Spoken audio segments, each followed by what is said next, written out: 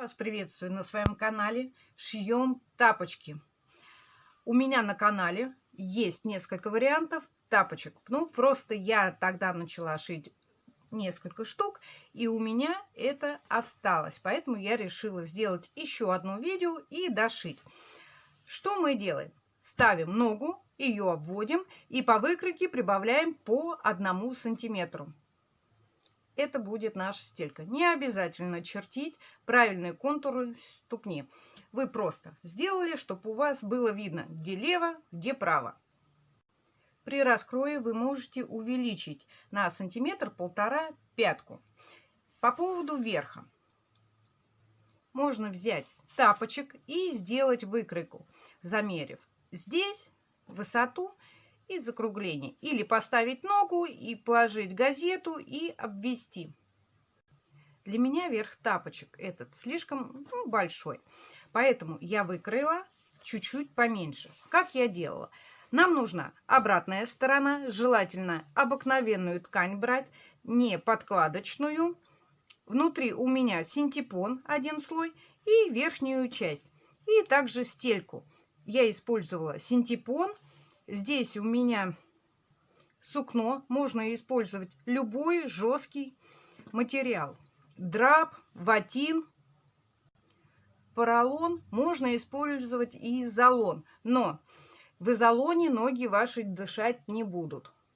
Если все-таки вы используете изолон, подложку под ламинат, то выкраивайте, не доходя 1 сантиметра до края. Вы не сможете прошить. Если все-таки прошьете, строчка у вас будет некрасивая. И вам лучше, если вы будете выкраивать вровень, вот здесь по кругу пройдитесь утюгом. Изолон ваш примнется и будет тонкий. 37 размер. И поэтому длина стельки 25. По широкому 11. Верхняя часть ширину сделала 20. Длина, высота 14,5. Но в оригинале, как я сказала, она немножко больше. Верхняя часть у нас просто закругленная. Здесь нет ни лево, ни право. Что мы берем?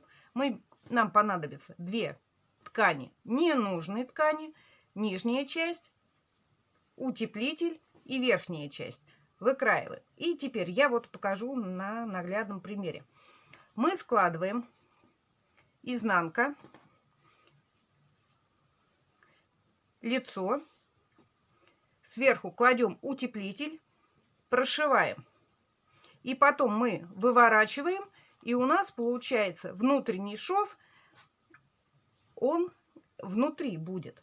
Если вы обрабатываете косой бейкой, то верхний край можно не обрабатывать. Когда соединила верх, я пустила отстрочку. И у меня есть вот такие кружева. Я их сюда сейчас пришью.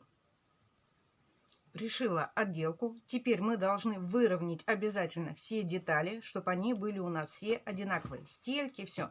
Видите, здесь у нас излишки. Эти излишки желательно отрезать.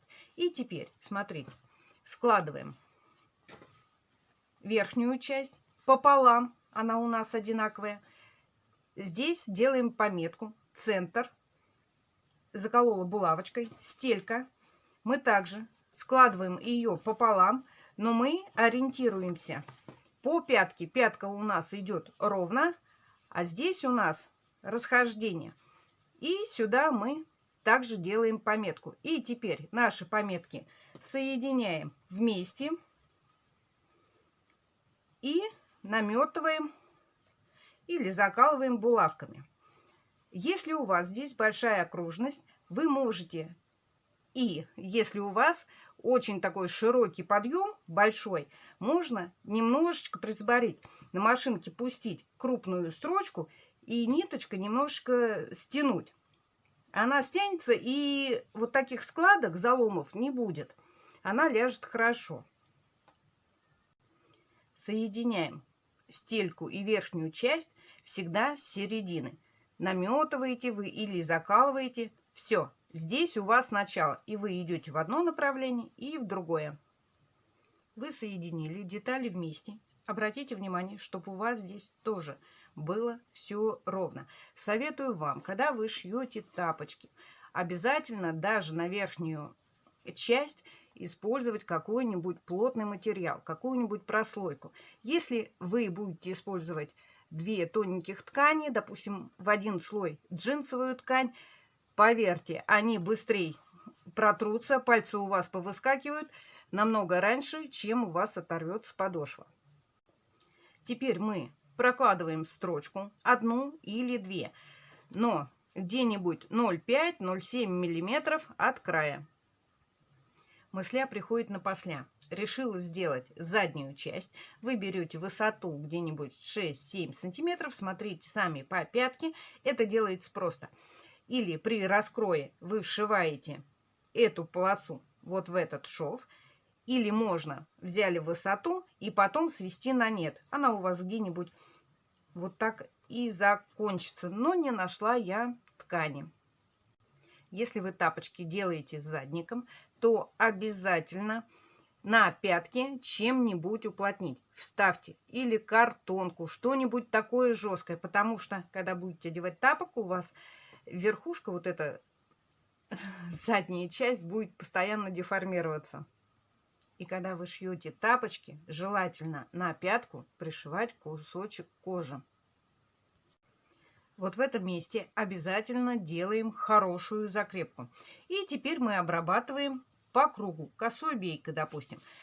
Косая бейка выкраивается под углом 45 градусов. Желательно сантиметра 4-5 берите из ткани. Если вы возьмете просто прямую полоску, то вот на этих закруглениях она может быть сборить. Если она под 45 градусов, вы, когда надо, можете подтянуть ее и присборить. Вот готовая косая бейка, магазинная.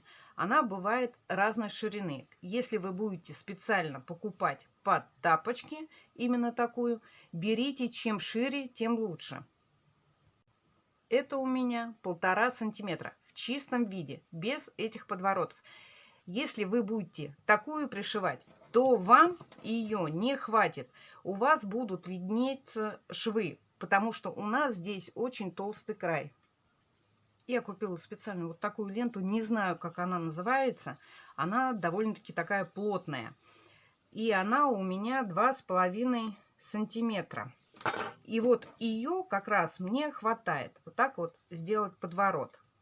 И я ее буду сначала наметываю, потом пришиваю. Мне сюда на отделку подходит 2 цвета. Я выберу желтенький. Если вы сами выкраиваете косую бейку, вы можете... Вот эту ленту я буду пришивать сразу. Подворачиваю и 2 слоя я буду захватывать. Если вы пришиваете свою косую бейку, то с лица прокладываете строчку, подворачиваете на внутреннюю сторону. И не обязательно делать здесь дополнительную строчку, как отделочную. Ее можно просто на руках зафиксировать или приклеить. Смотрите сами. Все зависит от ширины ленты. Конечно, лучше ее прошить все вместе. Сначала одну сторону, а потом захватить нижнюю часть. Здесь пустить как отделочную строчку. И она будет у вас уже точно хорошо держаться. Свою отделку наметываю по кругу, захватывая и обратную сторону. А здесь хвостик. Если у вас такая лента, то желательно подпалить. Но я вот так подворачиваю и пришиваю. Вот и все. Когда вы пришиваете отделку, те прежние закрепительные швы, что вы здесь прошивали, обязательно должны быть внутри, под бейкой. Отделку прошила, наметку убрала. Взяла коврик от фитнеса, для фитнеса. Я потихонечку его режу. Он довольно-таки плотный. И обвела просто нашу стельку. И вырезаю ножницами. Подошву вырезали. Прикладываем. И смотрим. Вот эти излишки также отрезаем. Берем клей. Я использую момент. Серединку и немножечко по краю. Сильно за контуром не заходите, потому что когда приложите тапочек, клей начнет вытекать. Нам надо чисто зафиксировать. Прикладываем верхнюю часть и желательно что-нибудь положить наверх, чтобы у нас все приклеилось. Теперь мы должны тапочки прошить. Берем хорошую прочную нитку. Это вощеная нитка. В одну нитку, если обувная, вот такая шелковая, в 2 нитки. Если вы делаете узелок, то узелок вы должны скрыть где-нибудь там. Он не должен торчать. Виден. Я сделала 2 сложения. Здесь у меня образовалась петелька. Первый стежок с лица протянула вниз и вывела иголку наверх. У нас получилась такая петелька. Теперь я беру эту петельку, цепляю. Все, никаких узелочков нам не нужно делать. Стежок делайте где-нибудь 0,7-1 сантиметр. Если у вас вот на такой подошве. Если вы будете делать часто, у вас нитка прорвет вашу подошву. Прошивая, мы с вами делаем круг. Идем в одном направлении, потом идем в другом направлении. Заполняем вот эти пространства. Иголку я стараюсь выводить в шов, чтобы не было видно с лица стежков. Готовы мои тапочки. Хочу сказать, что такая подошва намного лучше, чем у вас из ткани. И вот, единственное здесь моя ошибка и большой минус, что я стык отделки сделала наверху. Всегда я делаю во внутренней части вот здесь. И не видно, и красиво смотрится. Здесь, конечно, это моя грубая ошибка. Когда я пришиваю подошву к тапочкам, я в основном пользуюсь 2 иголками. У меня есть в плейлисте тапочки, где я там показываю, как шить 2 иголками. Здесь я шила 1. Советую вам свою обувь сажать на жесткую подошву. Если у вас 2-3 слоя просто ткани и кожзам, вам ходить будет неудобно.